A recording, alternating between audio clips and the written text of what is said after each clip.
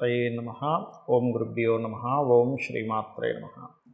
పరమేశ్వర స్వరూపమైనటువంటి జ్యోతిష, వాస్తు మరియు ఇతర అనేకమైనటువంటి శాస్త్రములను మనకు అందించినటువంటి మహర్షులకి నమస్కారం. హయగ్రీవ హయగ్రీవ హయగ్రీవేతి యో వదేత్ తస్య నిస్సరతే వాణి జహ్నుకన్యా ప్రవాహవత్. అరుణాం కరుణాతరంగితాక్షీం ధృతపాశాంకుశపుష్పబాణచాపాం అనిమాదివిరావృతాం మయూకైః అహమిత్యేవ విభావయే భవానీం. శ్రీమాత్రే నమః. ప్రేక్షకులకి ఆ లలితాంబిక అమ్మవారి యొక్క అనుగ్రహం పరిపూర్ణంగా కలగాలని మనస్ఫూర్తిగా కోరుకుంటూ మనం ఈరోజు చెప్పుకోబోయేటువంటి టాపిక్ ఏమిటి అంటే, ఇప్పుడు మనకి 1వ తేదీ నుంచి కుజుడు తన ఓన్ హౌస్లోకి ఫైరీ సైన్లోకి వస్తున్నాడు. మరియు శని కుంభరాశిలో ఉండి తన ఓన్ హౌస్ నుంచి కుజుడిని వీక్షిస్తున్నాడు.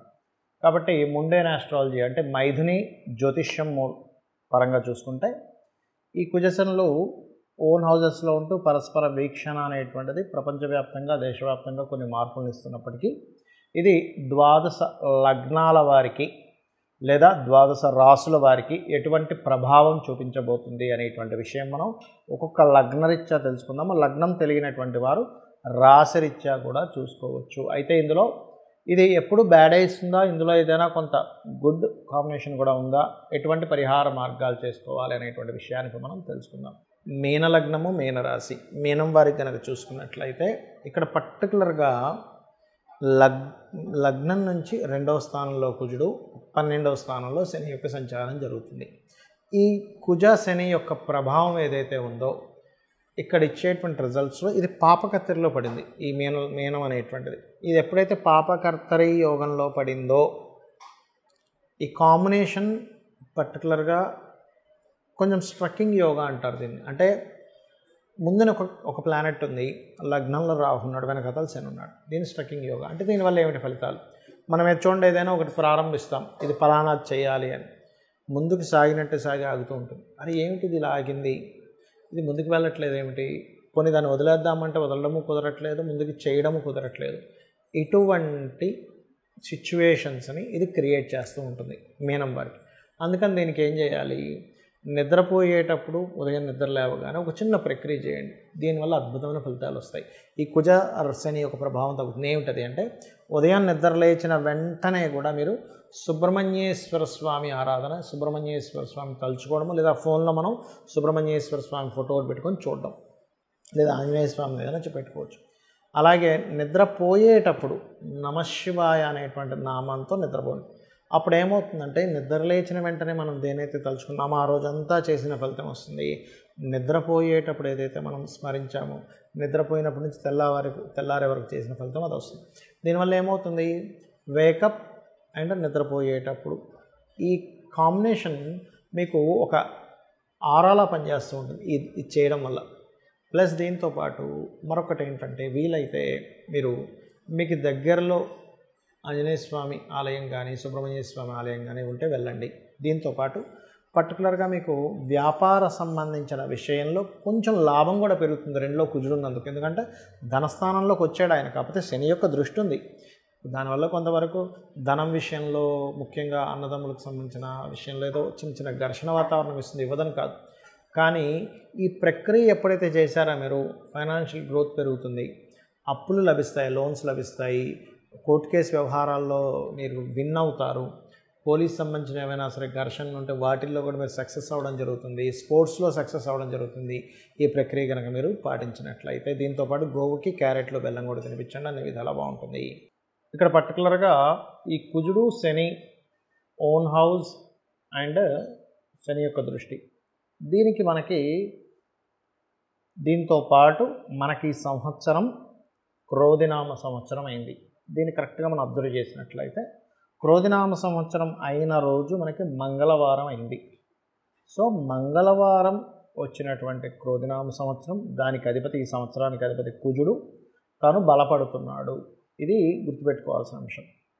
ఏదైనా ఒక చూడండి, మనకి కామన్గా బయట పాలిటిక్స్లో కానీ బిజినెస్లో కానీ ఏదైనా ఒక సెక్టార్ వాళ్ళు కనుక బాగా బలపడ్డారనుకోండి, వాళ్ళు ఏదైతే కొన్ని నియమాలు నిబంధనలు వాళ్ళైతే కొన్ని ఏవైతే పెట్టుకున్నారో, క్లాజెస్ ఏవైతే ఉన్నాయో వాటిని ఇంప్లిమెంట్ చేసేటువంటి దాంట్లో వాళ్ళు ఎలా ఉంటారో, ఏదైనా ఒక గ్రహానికి కనుక ఆధిపత్యం వచ్చి ఆ సంవత్సరం ఆ పలానా గ్రహ సంబంధంగా ఏదైనా ఆధిపత్యం కనుక వచ్చినప్పుడు అది స్ట్రాంగ్ అయినప్పుడు దాని ఫలితాలు బలంగా ఇస్తుంది.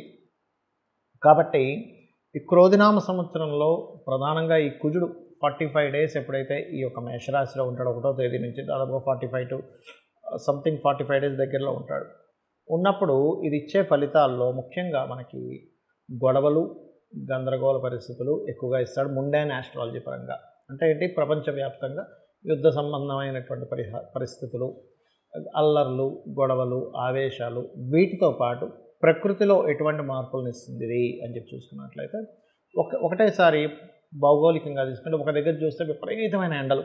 మనం గతంలో కూడా ఒక వీడియోలో చేసాం, 50 డిగ్రీలు దాటినా ఆశ్చర్యపోవాల్సిన పని లేదు అని. యాజ్ ఇట్ ఈజ్గా అలాగే జరిగింది. 50 డిగ్రీలు దాటింది కొన్ని ప్రదేశాల్లో. మన వీడియోలో చెప్పినట్టుగా దాదాపుగా ఇది ఒక నెల రోజుల క్రితం చెప్పిన అంశం ఇది. సో 50 డిగ్రీస్ దాటినా ఆశ్చర్యపోవాల్సిన పని లేదని ఏదైతే అన్నామో, ఇప్పుడు చూస్తే జూన్ మాసం వచ్చేస్తుంది. సో జూన్ మాసంలో సర్వసాధారణంగా ఎండలు తగ్గి వర్షాలు పడాలి. అయితే ఈ వర్షాలు ఎలా పడతాయి, ప్రకృతి ఎటువంటి మార్పులను ఇస్తుంది అంటే బాగా ఎండ కనిపిస్తున్నట్టుగా ఉంటుంది, సడన్గా వర్షం బోహన పడిపోతుంది. బాగా వర్షాలు పడుతున్నాయి, ఇంకేంటి అయ్యి బాబాయ్ వర్షాకాలం లాగా ఇంకొచ్చేసింది, ఇంకేమైనా వర్షాలు పడుతున్నాయి అనగానే విపరీతమైన ఎండలు వస్తూ ఉంటాయి. అంటే ఏమిటి, కోల్డ్, రెయిన్, అదేవిధంగా వాటర్ సంబంధించినటువంటి గ్రహం ఏదైతే శాటర్న్ ఉన్నాడో ఆయన కుంభరాశిలో అర్ధజల రాశిలో ఉంటూ అగ్నితత్వ రాశుల్లో ఉండేటువంటి కుజుడిని వీక్షిస్తున్నాడు.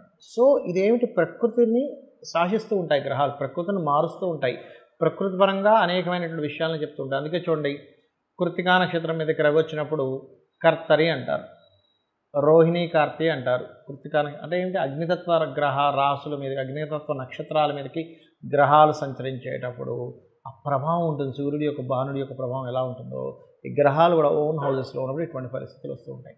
మరి అందరూ కూడా ఇప్పుడు నాకు నక్షత్రం తెలియదండి, లగ్నం తెలియదు, రాశి తెలియదు, ఏం చేసుకోవాలి? ఇదేంటంటే యూనివర్సల్గా ఇచ్చేటువంటి ఒక అగ్ని ప్రమాదాలు కానివ్వండి, లేకపోతే విపరీతమైన ఎండలు కానివ్వండి, విపరీతమైన వానలు కానివ్వండి, దేశానికి మధ్యన ఏదో తెలియని ఒక చిన్న ఘర్షణ వాతావరణం కానివ్వండి, పోలీసు, మిలిటరీ ఇట్లాంటి వాళ్ళ మీద ప్రెజర్ ఉండడం కానివ్వండి, ఇటువంటివన్నీ ఒక ఎత్తు అయితే అందరూ అంటున్నారు పంచగ్రహ కూటం వల్ల ఏదో విపత్తు వస్తుంది. పంచగ్రహ కూటం వల్ల ఎటువంటి విపత్తు రాదు, గుర్తుపెట్టుకోండి. కేవలం రవి తన నుంచి దశమ స్థానంలో ఉన్నందుకు గవర్నమెంట్ అనేకమైనటువంటి మార్పులను తీసుకొస్తుంది. దీనివల్ల ఈ మార్పుల వల్ల కలిగేటువంటి అల్లర్లు కూడా కొంతవరకు జరగవచ్చు ఇక్కడ. అయితే ఇక్కడ మనం ఎవరు ఎలా ఉన్నా, అంటే ఏ నక్షత్రం అయినా వాళ్ళ గ్రహస్థితి ఎలా ఉన్నా వాళ్ళు చేసుకోవాల్సింది.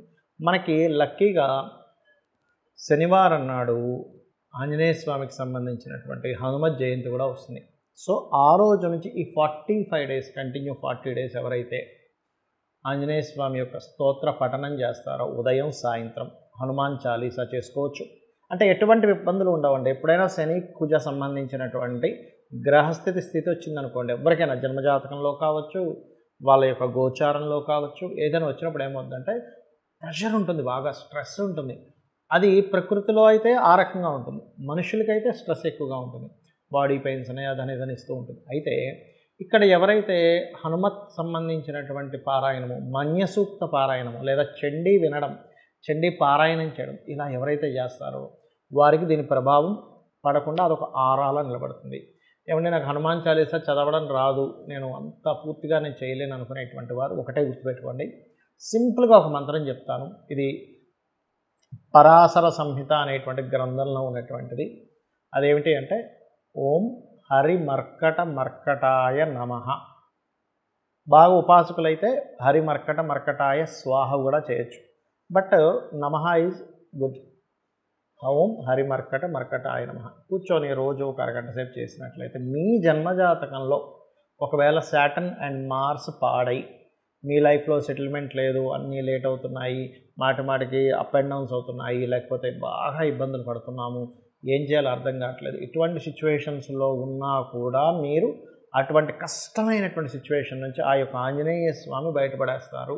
ఎందుకంటే అందరూ చూడండి, మనం బాధపడే దేని గురించి, అమ్మో శనిగ్రహం యొక్క ప్రభావం ఎలా ఉంటుందో, అమ్మో నాకు ఏనాడు శని నడుస్తుందని బాధపడుతుంటాను చూసారా. శని భగవానుడిని కంట్రోల్ చేసేటువంటి బలము కొన్ని గ్రహాలకి, కొంత దేవతా స్వరూపాలకి ఉంది. ఎవరెవరు అంటే 1 ఆంజనేయ స్వామి, 2 సుబ్రహ్మణ్యేశ్వర స్వామి, 3 గణపతి, 4 నరసింహస్వామి యొక్క ఆరాధన. ఇలా శక్తి దేవత చండీకి కూడా ఉంటుంది. అంటే ఏమిటి ఎనర్జీ అనమాట. అంటే ఒక చల్లగా ఉంది ఒక ఎనర్జీ. ఆ చల్లదనాన్ని పోగొట్టుకోవాలంటే వేడి ఎనర్జీ కావాలి మనకి. అంటే బాగా చలేస్తుందండి. అప్పుడు మనం ఏం చేస్తాం, ఒక ఫైర్ పెట్టుకుంటే దగ్గరికి వెళ్ళగానే చలిపోతుంది. కానీ చలిని పోకు అంటే పోదు. సో యాజ్ ఇట్ ఈజ్ మనం దీన్ని కనుక పాటించగలిగితే అద్భుతాలు మనం చూడడం జరుగుతుంది. కాబట్టి ఇది చేయండి. ఎటువంటి క్లిష్టమైన పరిస్థితుల నుంచైనా మీరు బయటపడడం జరుగుతుంది. కాకపోతే కొంచెం ఈ కుజశనుల వీక్షణ ఉంది కాబట్టి కొద్దిగా ఈ అల్లర్లు ఎక్కువగా జరుగుతాయని, లేకపోతే గతంలో ఎప్పుడైనా చూడండి ఈ బాంబ్ బ్లాస్ట్ లాంటి ఇట్లాంటి ఏదైనా పరిస్థితులు ఉన్నాయని ఏమాత్రం అనుమానం అనిపించినా వాటి జోలికి వెళ్ళకండి. శ్రీమాత్రే నమః.